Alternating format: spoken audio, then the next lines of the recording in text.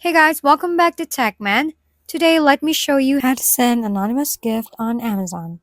I opened Amazon the other day and wanted to send a gift without revealing my personal details, so I signed into my account, made sure the correct delivery region was selected, and searched for a gift item like a lipstick.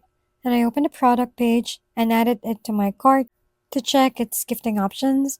And once inside the cart, I look for the This is a gift checkbox, which lets you enable gift settings for eligible items.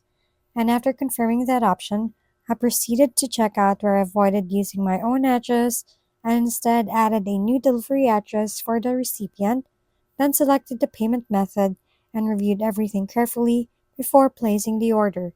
And once it was completed, the package was sent directly to the recipient without displaying my billing details to them, which honestly makes the whole process really useful if you want to surprise someone while keeping your identity private and still making sure the delivery goes smoothly. If we've been helpful, kindly give us a thumbs up and don't forget to hit the subscribe and bell button for more contents. For any questions and suggestions, comment down below.